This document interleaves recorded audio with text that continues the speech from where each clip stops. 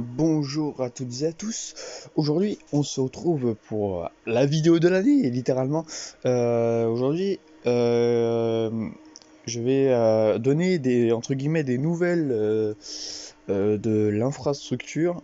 Enfin, entre guillemets, il y a eu quelques changements, notamment, comme vous pouvez le voir, de nouveaux serveurs et les anciens ont disparu. Alors, les deux anciens serveurs qui étaient là et puis là, ils ont été vendus au profit d'un achat d'entreprise pour ces deux serveurs. Donc là, celui-là, il restera pas ici parce que lui, il va aller en data center dans les prochains mois. Mais bon, pour l'instant, faut encore investir 700 €. Et comme on roule pas sur l'or, ça met du temps.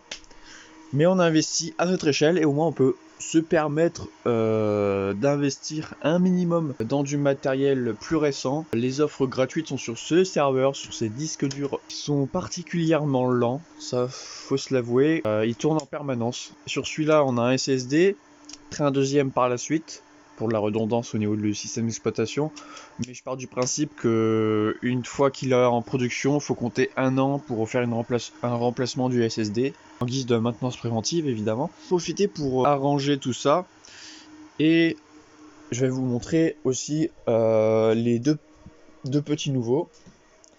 Donc on a un petit pare-feu Cisco, enfin si je dis pas de conneries que c'est un pare-feu, ASA 5510 Series.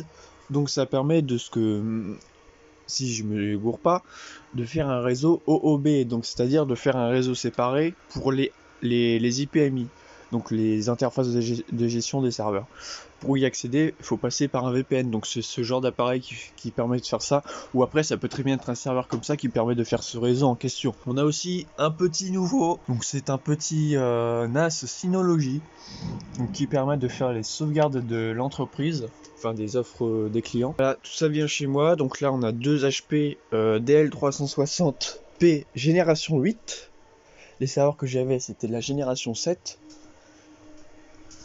Donc dans celui-là, actuellement, il y a deux adaptateurs NVMe, 256 Go de RAM, le SSD pour l'OS, et il manque les rails pour pouvoir le glisser.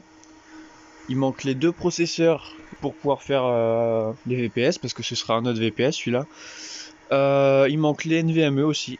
Après le NOD il sera complet. Ce serveur là, il y a du 2 x 500 Go de SATA, 3 Gb malheureusement vu que j'ai que ça chez moi. Je verrai si j'en achète pas d'autres de plus grosse capacité pour faire la sauvegarde des machines virtuelles dès que j'aurai la fibre quoi. Il y a 32 Go de RAM, un E5 2630 je crois, ou 2660 je sais plus trop, mais c'est un Seeker 12 threads, c'est vraiment les processeurs entre guillemets bas de gamme de cette série de Xeon. Dans celui-là il y a 240. Il y a eu quelques petits problèmes pour la livraison sur un des deux serveurs, c'est compliqué à montrer, mais il y a cette partie là qui a été tordue, et il y avait aussi la partie de la carte réseau qui était complètement tordue, mais j'ai réussi à la redresser.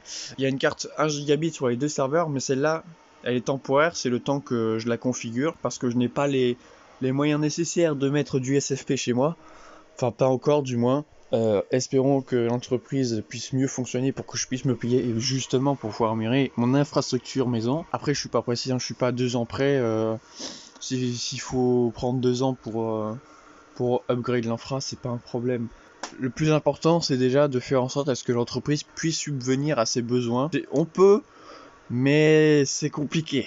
On peut pas forcément investir comme on veut, mais on essaye d'investir au maximum notre argent qu'on gagne pour pouvoir financer du nouveau matériel et pour pouvoir subvenir aussi aux besoins des clients, parce que ces derniers temps on fait face à un peu plus de demandes que ce que je m'attendais. Du coup c'est pour ça que ce node est en préparation, mais il ne pourra pas être déployé dans l'immédiat en raison d'un budget plutôt très restreint pour l'instant. Il faut donc attendre quelques mois le temps que ça remonte, puis ensuite on le mettra en production à Vélizy chez notre prestataire. Pour l'instant on n'a pas encore passé sur du carte de baie, mais on va y songer pour pouvoir être un peu plus indépendant et pour pouvoir enfin mettre en route notre AS. Donc pour ceux qui ne savent pas ce que c'est entre guillemets une sorte d'île qui permet d'avoir tes propres IP, et ensuite tu peux avoir les blocs que tu veux, enfin une manière de dire, mais au moins ça permet d'être un peu plus indépendant par la suite et de pouvoir investir plus aussi. Et vu qu'on passera sur du card de baie, on pourra déployer plus facilement et plus rapidement des serveurs parce qu'on aura des badges pour pouvoir accéder au data center.